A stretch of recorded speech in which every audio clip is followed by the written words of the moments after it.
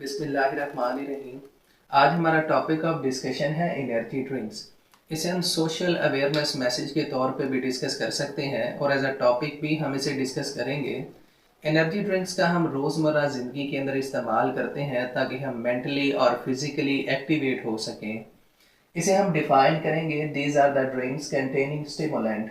ये ऐसे ड्रिंक्स हैं जो अपने अंदर स्टिमुलेंट रखेंगे। स्टिमुलेंट हमारी बॉडी को फिजिकली और मेंटली एक्टिवेट करता है और इसमें जो स्टिमुलेंट इस्तेमाल होता है इसे हम कैफीन कहते हैं।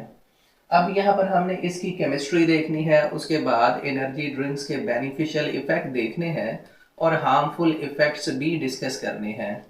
जनरल हम एक एनर्जी ड्रिंक की बात करेंगे। जो एवरेज एनर्जी ड्रिंक है इसमें शुगर शामिल होती है और ये 27 से 35 ग्राम शामिल की जाती है। ये फ्रुक्टोज शुगर भी हो सकती है, उसके बाद कॉर्न शुगर भी इसमें हो सकती है। अगर बात करें राइबोफ्लेविन जिसे B2 कहते हैं, ये 1.7 मिलीग्राम शामिल किया जाता है। नियासिन जो कि B3 है ये 20 मिलीग्राम शामिल किया जाता है। उसके बाद विटामिन B6 ये 2 मिलीग्राम शामिल किया जाता है। विटामिन B12 ये 6 मिलीग्राम शामिल किया जाता है। सोडियम 180 मिलीग्राम शामिल होगा। उसके बाद टॉरिन 1000 मिलीग्राम, ये एक अमाइनो एसिड है जो कि हमारे ब्रेन को एक्टिवेट करता है। उसके बाद Painex जेंसिन 200 milligram, energy blend 250 milligram इसमें शामिल किए जाते हैं। एनर्जी ब्लेंड के अंदर फूड एडिटिव्स भी होते हैं, उसके बाद अमाइनो एसिड भी होते हैं। इनका एक ब्लेंड बनाने के बाद इस एनर्जी ड्रिंक के अंदर शामिल किया जाता है। उसके बाद इसके अंदर एल कार्निटीन, ग्लूकोज शामिल की जाती है और कैफीन भी शामिल की जाती है जो कि 80 ग्राम से 150 ग्राम तक शामिल की जाती है। अब इनमें से हमारे पास जो मुख्तलिफ इंग्रेडिएंट्स हैं जैसे कि राइबोफ्लेविन, शुगर, नियासिन, वाइटामिन वगैरह, सोडियम, ये हम फूड के तौर पर भी जो है वो इनटेक करते हैं, यानी जो हम फूड इस्तेमाल करते हैं या इनटेक करते हैं ये इंग्रेडिएंट बॉडी वहाँ से भी ले सकती है। असल में इंग्रेडिएंट इसमें जो हमारी बॉडी को एक्टिवेट करता है वो कैफीन है। कैफीन की चूँकि बॉडी को एक ख़ास मिकदार चाहिए होती है, जब हम इसे अपनी फूड के ज़रिए इनटेक नहीं कर पाते तो फिर आर्टिफिशियली इसका इनटेक करना पड़ता है ताकि हम फिज़िकली और मेंटली एक्टिवेट हो सकें। उसके बाद एक और चीज़ इसमें शामिल है जिसे जिनको बायलोबा कहते हैं, ये भी इन्हीं इंग्रेडिएंट के अंदर शामिल है जो एनर्जी ड्रिंक्स बनाते हैं। अगर हम इसके बेनिफिट्स की बात करें तो इनमें फर्स्ट है मेंटल स्टिमुलेशन। एनर्जी ड्रिंक्स हमें मेंटली स्टिमुलेट करता है, मेंटली एक्टिव करता है। उसके बाद फिजिकल स्टिमुलेशन, हम फिजिकली भी एक्टिव हो जाते हैं एनर्जी ड्रिंक के इनटेक से। उसके बाद बूस्ट एनर्जी, बॉडी की एनर्जी बढ़ जाती है जिसकी वजह से हम अपनी फिजिकल एक्टिविटीज ज़्यादा कर पाते हैं। इम्प्रूव मेमोरी, चूँकि ब्रेन एक्टिव होता है वहाँ पर स्टिमुलेशंस बढ़ जाती हैं तो हमारी मेमोरी भी इससे इम्प्रूव हो जाती है। अलर्टनेस, हम किसी भी सिचुएशन में रिस्पॉन्ड ज़्यादा करने की सलाहियत के अंदर आ जाते हैं। ये बेनिफिट्स हैं एनर्जी ड्रिंक्स के।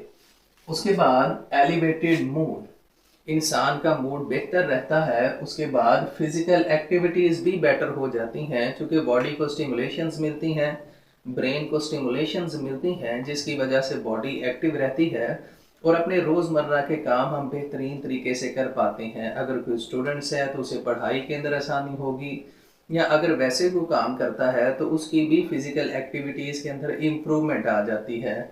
ये तो इसके बेनिफिट्स थे, लेकिन उसके साथ हमने ये भी बताना है कि अगर हम इनका इनटेक ज़्यादा कर देते हैं या हम ये रोज़मर्रा ज़िंदगी के अंदर रेगुलर आइटम के तौर पर इस्तेमाल करते हैं तो फिर इसके क्या साइड इफ़ेक्ट होते हैं। लेकिन उसके बाद हमने डिस्कस करना है जो कैफ़ीन है ये रोज़मर्रा ज़िंदगी के अंदर 400 मिलीग्राम चाहिए होती है। अगर कप ऑफ कॉफ़ी की बात करें तो इसमें 90 मिलीग्राम कैफीन होती है। उसके बाद अगर एनर्जी ड्रिंक्स की बात करें तो इसमें 160 मिलीग्राम कैफीन होती है। हम तकरीबन रोज़ 3 से 4 जो है वो एनर्जी ड्रिंक्स का इस्तेमाल कर सकते हैं। अगर इसे ज़्यादा करेंगे तो फिर ये हमारे लिए हार्मफुल साबित हो सकती हैं। उसके बाद कप ऑफ टी की बात करें तो इसमें 50 मिलीग्राम कैफीन शामिल होती है। हमने कुल डाइट मिला के जितनी भी रोज़ इनटेक करते हैं 400 मिलीग्राम कैफीन को पूरा करना होता है, ताकि बॉडी फिजिकली और मेंटली एक्टिव रह सके। वैसे इसके बेनिफिट्स की बात करें तो बेनिफिट से ज़्यादा इसके हार्मफुल इफ़ेक्ट्स होते हैं, क्योंकि ये आर्टिफिशियल सिंथेटिक ड्रिंक है, नेचुरल बिल्कुल नहीं, तो ये बॉडी को ज़्यादा हार्म करेगा। इनके हार्म्स के अंदर फर्स्ट हार्म है डिसरप्ट स्लीप पैटर्न। इससे हमारा स्लीप पैटर्न ख़राब हो जाता है।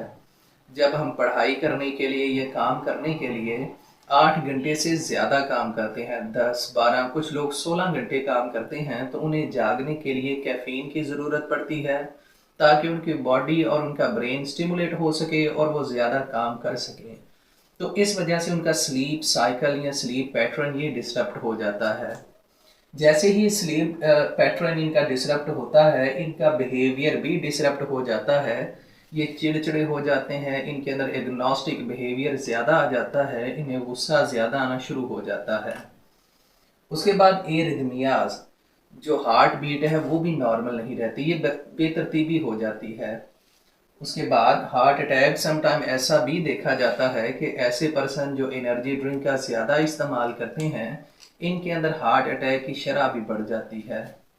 उसके बाद एंजाइटी भी आ जाती है, फोबियाज मुख्तलिफ किस्म के ये भी इंसान के अंदर आ जाते हैं। ब्लड प्रेशर इंक्रीज करना शुरू कर देता है, जो आगे जाके हार्ट अटैक का बायस बनता है। ये भी साइड इफ़ेक्ट है एनर्जी ड्रिंक्स का। ओबिसिटी, बॉडी के अंदर फैट की जो डेपोजिशन है ये बढ़ती जाती है। जैसे जैसे पर्सन ओबिस होता जाएगा, इसके अंदर डायबिटीज़ भी होने के चांसेस बढ़ते जाएंगे। उसके बाद नेक्स्ट है डिहाइड्रेशन। क्योंकि ये एनर्जी ड्रिंक्स बॉडी का मेटाबॉलिज्म तेज़ कर देते हैं, मेटाबॉलिज्म होने की वजह से बॉडी के अंदर वाटर की प्रोडक्शन ज़्यादा होती है। ये वाटर बॉडी से यूरिन की फॉर्म में विद साल्ट और न्यूट्रिएंट बाहर रिलीज होता है और बॉडी डिहाइड्रेटेड हो जाती है। उसके बाद डेंटल अरोजन, दांत भी इससे ख़राब होना शुरू हो जाते हैं। ये सारे हार्मफुल इफ़ेक्ट्स थे हमारे पास एनर्जी ड्रिंक्स के। इसके अलावा और भी हार्मफुल इफेक्ट्स हैं। ऐसी फीमेल्स, ऐसी अनमैरिड फीमेल या मैरिड फीमेल जो एनर्जी ड्रिंक्स का ज़्यादा इस्तेमाल करती हैं, उनके अंदर हार्मोनल इनबैलेंस आ जाता है। हार्मोनल इनबैलेंस की वजह से वो इनफर्टाइल हो जाती हैं, उनके अंदर एग प्रोडक्शन की सलाहियत और उसके बाद जो एम्ब्रियो है उसे यूट्रस के साथ अटैच करने की सलाहियत कम हो जाती है। तो आहिस्ता आहिस्ता ये इनफर्टिलिटी की तरफ चली जाती हैं। और ऐसे पर्सन जो इसे एडिक्ट हो जाते हैं, जिन्हें एडिक्शन हो जाती है, वो इसे इस्तेमाल किए बगैर नहीं रह सकते। तो ये दो और हार्मफुल इफ़ेक्ट्स है जो ह्यूमन बींग्स को और पर्सनस को, चाहे वो मेल या फीमेल है, इफ़ेक्ट करते हैं। तो ये हमारा टॉपिक था एनर्जी ड्रिंक्स।